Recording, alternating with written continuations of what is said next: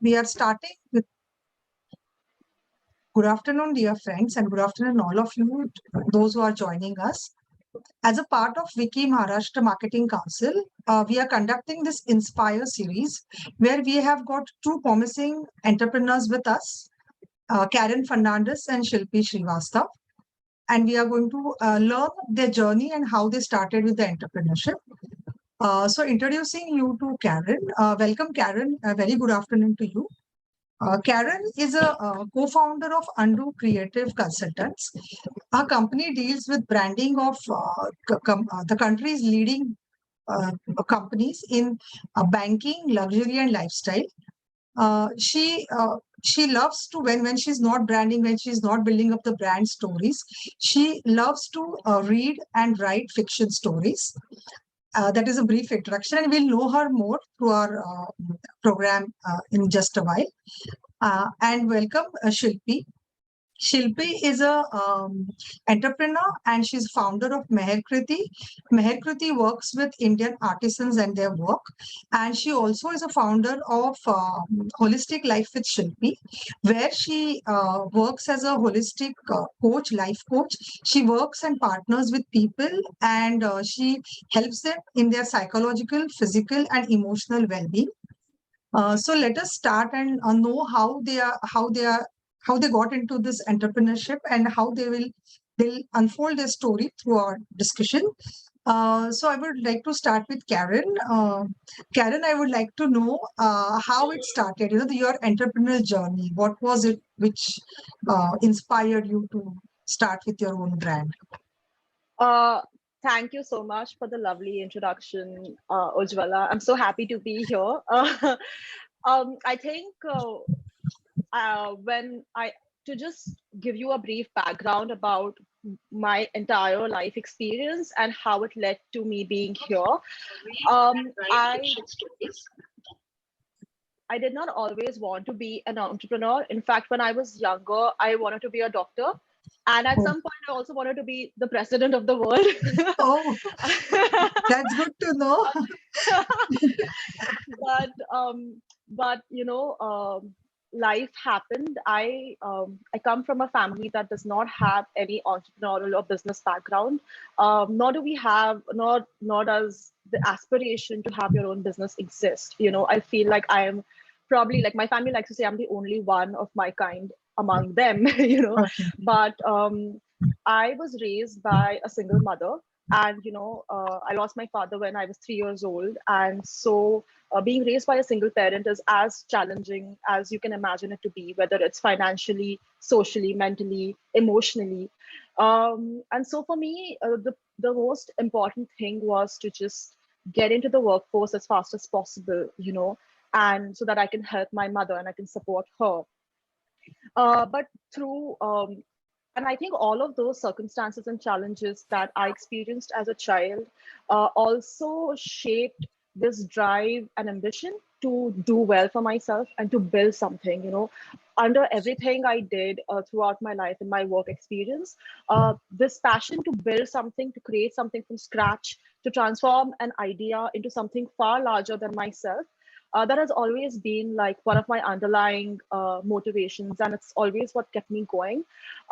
So I studied media and I majored in advertising in my college, and then I joined an ad agency as a copywriter.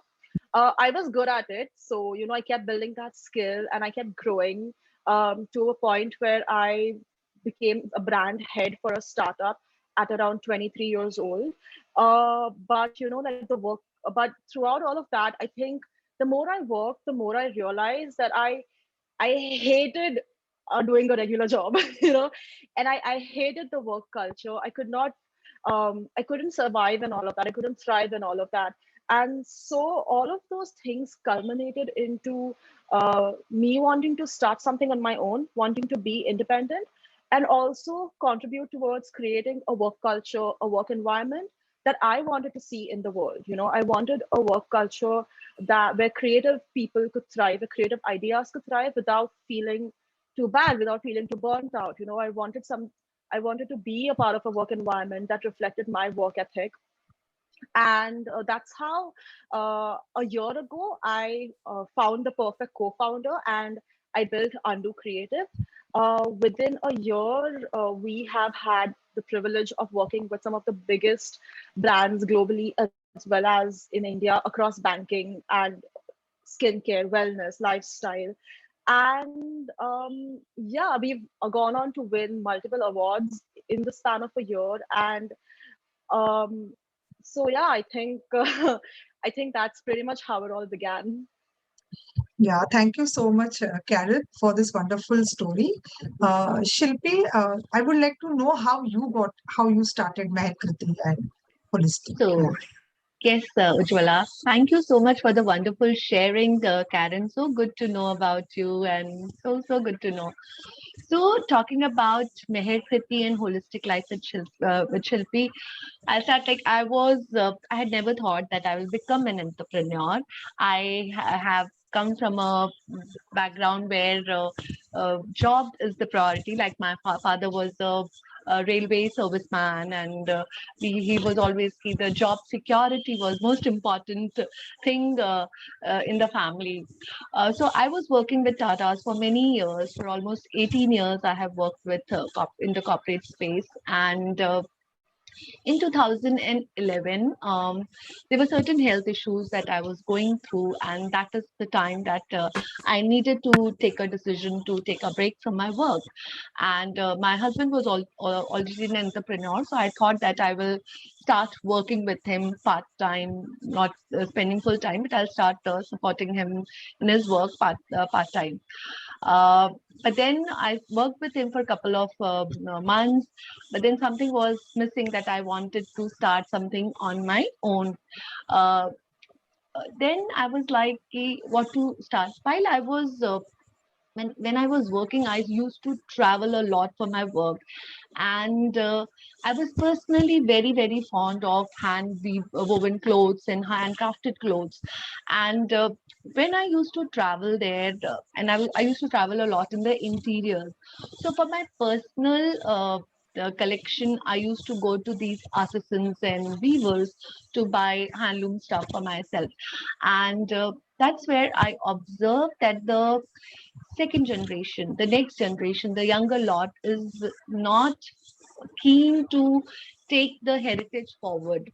Uh, why? Because they were not seeing money there in the business. Although when we go to these big stores, we get to buy the handcrafted and handwoven stuff at good prices, big price. We really pay a bomb for that. But the people who are working so hard on this stuff, they hardly get paid for all their hard work. So that is when I decided that in my own little way, I'll start working with these carigars and support them in through my work. So I started with Lucknow chicken curry. Since I belong to Lucknow, I have a personal fascination for Lucknow chicken curry work, and I knew some of the karigars there in the interiors. So I reached out to them and I started with Lucknow chicken curry. And then I reached out to the Ikat weavers and the Jaipur hand block printers and the Orissa weavers. So Orissa has that Sambalpuri work. So I initially started working with them. And The kind of response that I started getting from the people. Initially, I started with holding small exhibitions. For a year or two, almost for 2 years, I was holding small exhibitions from my home, then to little stalls I used to take at the exhibition places. And then in 2018, I launched my website, and then I came to Amazon and Flipkart.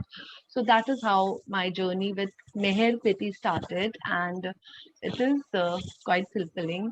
Talking about holistic life with Shilpi, so I have personally undergone severe depression, and so when that's when in 2000 and 2009 to 2011 I was fighting several severe mental illness, and that is when I was introduced to the holistic healing part and that really helped me. I did Reiki. I completed my Reiki masters. I did my Pakla remedies thing, and then in 2020, when pandemic happened, I started getting so many calls from people around me, and that is when I thought that I should brace myself with more skills so that I'm able to help people. And that is when I did my masters in emotional intelligence and life coaching, and did my ICF certification of life coaching, and have started working with people. So that is how my journey as an entrepreneur started. Thank you so much, Shilpi, for your wonderful story. Now, I would like to know from Karen. Yes, you started, there was no entrepreneur in your house, and you were the only one who started with your own journey, and you couldn't fit in. So you started to, have your own setup and own entrepreneurship. So, there must be definitely a lot of challenges, and where you must have gone through a lot of obstacles. So what were them, and if you can just explain one of that, and how you overcome it. Um, I think there have been so many challenges, not so much after starting the journey itself, but to the point of getting to making that big leap. Uh, but whether it has been the challenges in my upbringing, whether it has been financial constraints or whatever. Personally, I never saw those as obstacles. I always saw them as an opportunity for creative solutions. Like, how can I have to do this. There's no other option, like there's no plan B. This is what I'm going to do. I'm not a plan B person. If I want to do something, I will do it. So for me, those things have always pushed me to do things creatively rather than to see them as an obstacle.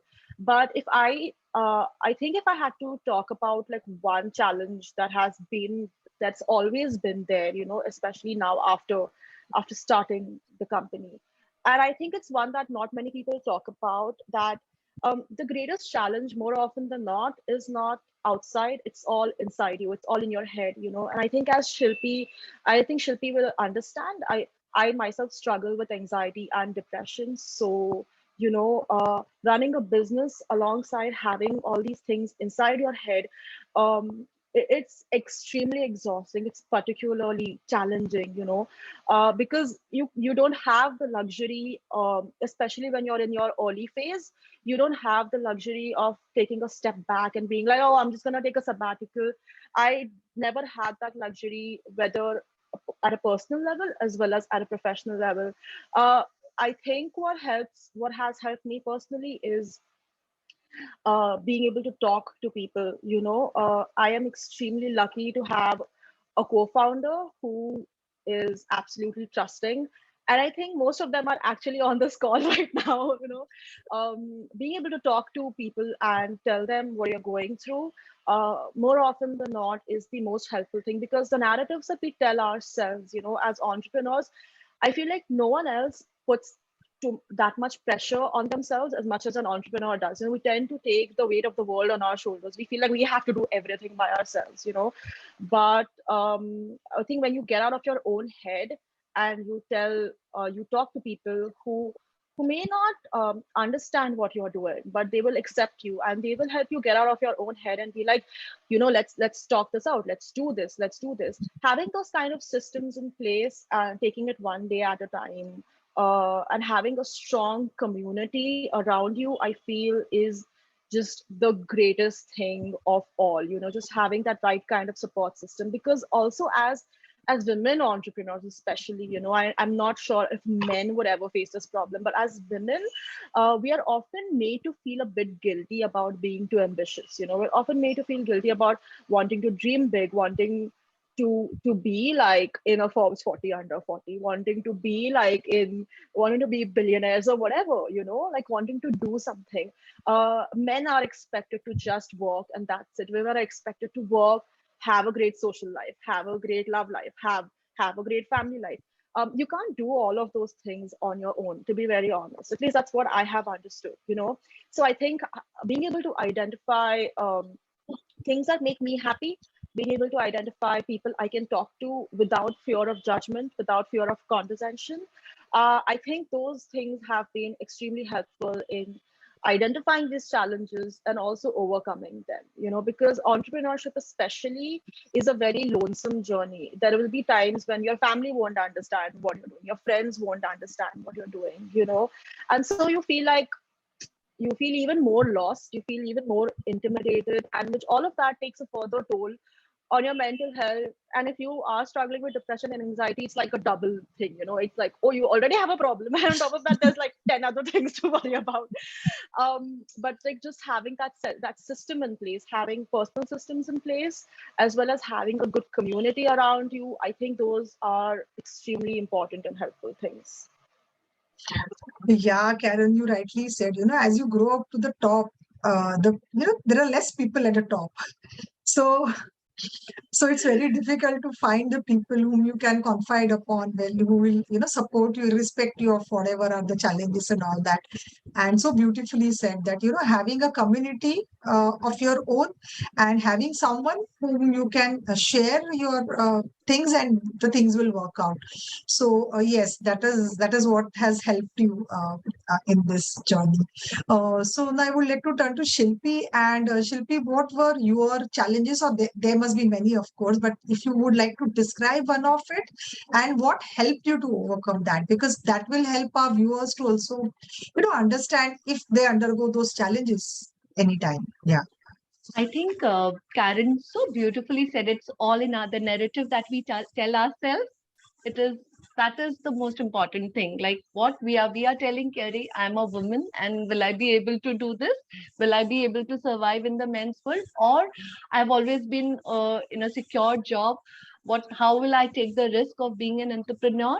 So of course there are risks. Of course there are at times financial instability also, very much. But it's all about the conviction that we are having that yes, we will be able to make a difference.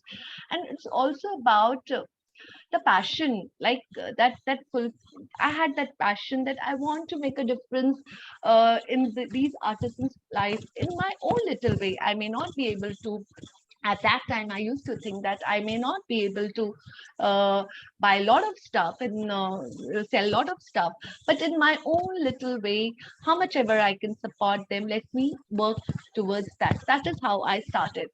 And I think Karen covered that point. One of the biggest challenge that I faced when I started was like, since you have financial struggles at that time, you want to try to do everything on your own. All the like you are the procurement person, you are the admin guy, you are the finance guy, you are the social media guy. So you want to try everything on your own, and that really takes a toll on you because we don't have the skills to do everything. Even even if we have some little knowledge, we don't have the bandwidth to do everything. So that creates a lot of pressure. Initially I did that, and I faced the issues at that time. Later I realized, I need to build a team and I need to outsource certain things. And when I started doing that, it has really helped me to focus on the things which require my focus, where I need to give my expertise. So now I focus on like my expertise is the quality thing. My expertise is to connect with the artisans. My expertise is to go out and find out what the new art that has come up. So that is where I focus on. Rest all I have outsourced. I have a small team with whom I work, and that has really made a difference. So one thing that I would really like to share with the budding entrepreneurs is do not try to do everything on your own. You may feel you are earning a little profit, and out of that you have to share something with others, but that is okay. It will help you in the long run. So that is what one of the challenges that I faced. Yes, Karen, you wanted to share something? No, I 100% agree with like having a good team and being able to delegate. Like we tend to think that, oh, it's gonna save us money, but honestly, the amount of mental bandwidth that clears up for you to focus on bigger things is insane. Like most days, I am the CEO and the intern in my own company, but just having a set of reliable team and resources is everything. And just like the point that you said about knowing why you started, right? Like the whole why of it, I think it's the most important thing, because every day is a headache, to be very honest. Like I'm not even gonna glamorize it and say that, oh, it's a great life. It's a bloody headache. But it's so helpful to remember why you started this and why have you we set out to do this. Why you could have just taken any other job and been happy, but you started this for a reason. And remembering that is the ultimate life hack, I feel. Yes, yes, I agree. Because as an entrepreneur, there are a lot of things, there is multitasking, and it's your own baby, you can say, where you want to do everything for it. So whatever comes and it want to be in your own way. But that itself is a challenge. We feel that whatever we are doing, someone else, if we delegate, then again, there is a doubt that whether he or she will be able to do the way you want it. So I think that is a very wonderful concept, that finding the people, right people, and then training them and delegating them the task. Because if you want to grow, it cannot be one man show. So it has to be team, and then you build up more people, and then you grow. So yeah, wonderfully explained by both of you. So here I would like to, this question is both of you, but you can just answer one by one. Like if there is any woman entrepreneur or a housewife, maybe who has taken a sabbatical, she has not she may have worked in the beginning, but now her children have grown up and she is in her midlife, you can say 40s or something, and she has a very wonderful idea and she would like to be an entrepreneur and start. So what would be your advice, or what would be your 2 words of expertise to her? Karen, you can uh, start it. okay. I think my advice in general would just be to start small. The first in anything we do, the first and the most important step is the next step. So first thing to do is take that thing out of your head and make it a tangible thing. Turn it into something that you can see and you can share with people. If it's say cooking, you like to make chutneys and spices and all of that. Start with your family. Like it all begins at home. So they do a test run at home, do it within do it within your neighborhoods, and take that initial feedback. And then slowly you can expand into exhibitions and all of that. But the to get started, just do it. Just create something. It doesn't have to be a great finished product. It doesn't have to be something that deserves to be in supermarkets. Visually, it doesn't have to be something extraordinary. It just should exist. It just needs to be something you can see.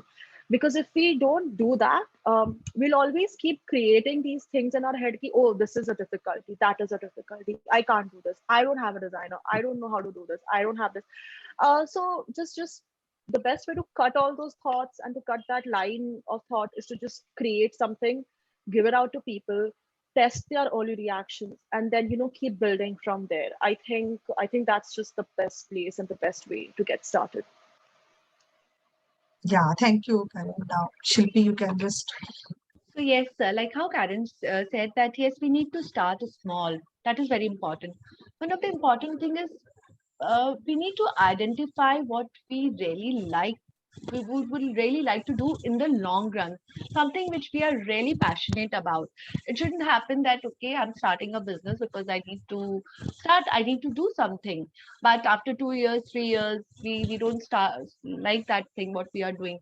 So connect, find out what you really like to do, what will really give you joy in the long run. Okay, and then another thing is one needs to be patient. Yeah, that is very, because initially it's not that an entrepreneur will start earning money from day one. No, it does. One needs to be patient with when someone is planning to be on this journey. And another very important thing is to start setting up processes from the beginning. That will really make the journey smooth. So these are the 2 3 points that I have learned through my journey, and that has really helped me. Yeah, so what Shilpi you said and Karen, I just summarize it in 2 3 words. Like, the person who wants to start, it can be a man or woman, whoever wants to, whatever is the idea they have having in their head, they should bring it to the table, means materialize it, actually create that stuff, bring it and see how feasible it is. And they, whatever they are doing, they should be really passionate about it in a long run. It, then it can be sustainable, because as you both have also felt, a lot of challenges will come, there will be a lot of struggles, and that why is so important, that so that should be very strong, why you want to be an entrepreneur, why you want to be a businessman or businesswoman. So if that is very strong, then people can start working on it, and once they start, yes, they can go on setting up the processes, as Shilpi said, because if you have a process for everything, then the system, then the things will be more smoother for the people. Okay, so And here, one more thing, yeah, sorry, Ujjwala, I'm yeah, one yeah, more thing. I think from the beginning, we should be very, very clear about the quality of the service or the product that we are giving to the customer, because okay, once you start delivering quality product and services, it will automatically, you'll start automatically getting the customers through word of mouth. So that is one thing we should be very, very, how we are, that thing, how we are able to create value, how we are able to add value to our customers or clients life through our product or services. So that if we are very clear, that really helps in the long run. yeah, clarity and giving the value, because it should be the value what you are delivering to the customers. So that will definitely bring back to you more customers, and that will help you. Okay, here there is a question from Rachel to Karen, that being an ad agency setup, Rachel is having an agency setup. The feeling of burnout is always there on social media. Agency culture is very real. So she would like to ask, do you have any rules to protect yourself and your team from feeling the burnout? That's what is the question. Okay, I think one of the key learnings that I have had in terms of protecting myself from burnout is, and I've noticed that every time I'm burnt out is when I have let my boundaries disappear, and when I have let just one particular area of my life take control over everything else. And essentially, that's what burnout is. When you let one thing control everything else, when in reality you should be the one controlling that thing. As someone who has been in the industry for more than 10 years now, some things are like hard and fast, like facts that um, this is going to be a last minute thing, or these many rounds of feedback will come in, these many changes will be there, some things are unavoidable. So kind of like adjusting your priorities and not taking work too seriously. Like there is intense work where you have to pour your life and soul into, and you want to do a great job. That's one thing. But then there are other kinds of work which are slow. You can put 50%, 40% of your mind to it, rather than those big things that need like 90% of your job, 90% of your mental bandwidth or your intellect. Problems start when you start putting 100% of your work in every kind of task. That's a little silly. I feel that's not the smartest way to go about it. So having strong boundaries, learning when to step back from your work, knowing that uh, doing this at 11:30 in the night is not going to make any change. And we are at least in the ad sector. Luckily, we are not tasked with responsibilities that save lives. Let's keep that for the doctors and the scientists and the essential workers of the world. Nothing is going to happen at 11:30 in the night. It's okay if you can just draw your boundaries, say no, and take a step back. That problem will still be there tomorrow. That problem will still be there 2 days from now, but you will be in a better position to tackle that. So I feel like boundaries, having good boundaries and being disciplined about it, that's the single most important thing you will do to tackle burnout.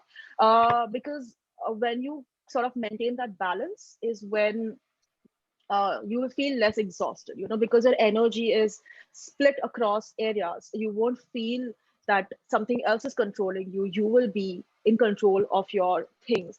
And that obviously demands like a lot of discipline, a lot of sincerity and accountability. You have to do this much. You have to be strict about taking a break and not working on weekends, and like finishing the promised tasks or whatever within a certain amount of time. And as an agency, that is something we try to enforce, although we work with clients who make it quite difficult. But as much as possible, we try to enforce that let's not do this beyond a certain point. Let's be realistic about it.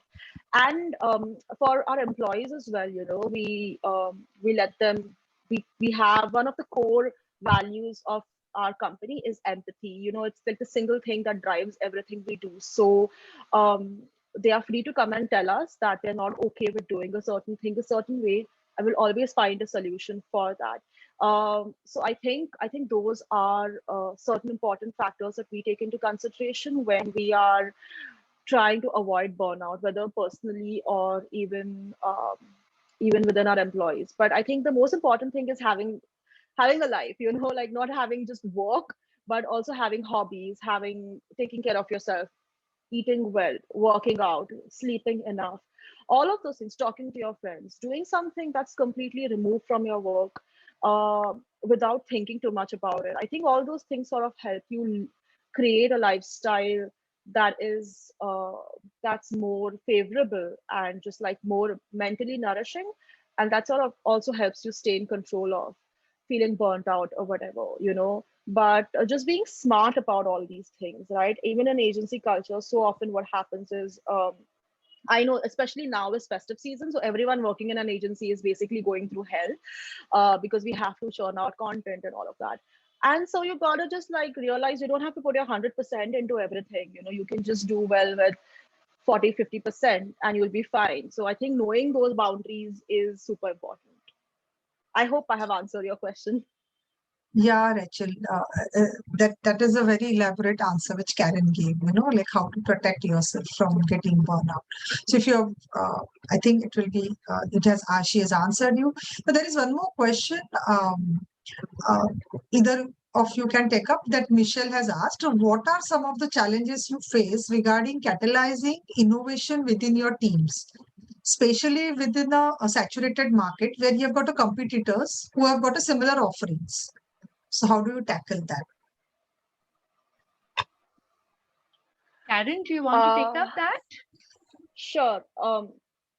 I think at least in an agency culture, there are certain things that we know are problems that exist already. So for us, the task is to be like what not to be. A lot of agencies which are far bigger than us and far more established than us, with far more budgets than us, they'll offer you perks like, okay, buffet food in the office and free trips and free parties and all of that. I think what has worked for us, in terms of having a team as small as it may be, I do feel like they are a very loyal and a committed team. And I think sometimes it's the simplest of things that works. Like I said, empathy is the foundation of what Undo is built on. And so we don't offer our employees with uh, free alcohol or parties or all of that, but rather we work towards creating systems where they are paid fairly, their work is respected, their boundaries are respected. We genuinely and actively take care of their mental health, So they're always free to come and tell us how they are feeling if they need any assistance on that front. And I always tell my team that I would rather you guys go to bed at 10 o'clock, get a good 10 hours of sleep, and come back to work the next morning than give you guys like a crazy party where you are a hungover and tired and all of that, So I feel like just respecting the basics of your team and the basic needs of your team, and promising just that amount of nurturing. As I and honestly, I don't think it should be that big of a deal, but it's sad, it's a sad state of affairs. But just like making your employees feel truly valued in terms of the work they do and for their presence and for them showing up every day, is it honestly works wonders. So just that, like I want my team to be healthy and I want them to be happy, because I know that that's the version of themselves that's going to create the best work of our lives.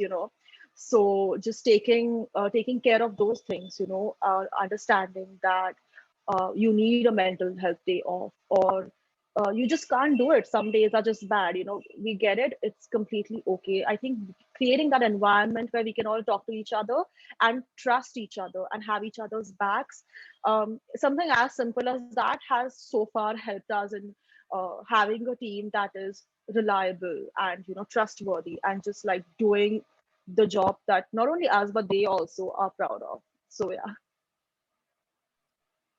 Yeah, thank you, Karen. Yeah, that is very important. As you said, empathy is the important skill, what you important skill, and that is your value, core value, which your company respects, so taking care of your employees, respecting them, having their boundaries, and yes, paying them fairly. These are all things which all the entrepreneurs should take care of, because when you take care of your employees, they will definitely in turn take your care of you and your company. So that was a very wonderful thing what you explained. This is we are just coming to the end of this show. Before that, I would like to tell all the viewers over here, we'll be posting our social media. We are having our social media presence. The links are there on the chat box. We have got our LinkedIn page, Facebook, Instagram. We are present, and YouTube channel we are having, where we are having the recordings of all the sessions which we conducted, which are very informative and helpful for you as entrepreneurs. And I would really thank Karen once again and Shilpi for this wonderful afternoon and spending their valuable time with us and sharing their inspiring journey with all of us. So thank you once again. And my request to the viewers, please visit our LinkedIn pages. The links are there on the chat box. Thank you so much. Thank you so much, Ujjwala. Thank you so much, Karen. Thank you so much, Ujjwala, for having us. Thank you so much, Shilpi. It was great to have this, to be a part of this session. I wish you all the best. And I hope everyone took away something valuable from this. So yeah, have a great weekend, guys. Yeah. Thank and you. Stay tuned to our channel for more such sessions. Thank you. Thank you. Thank you.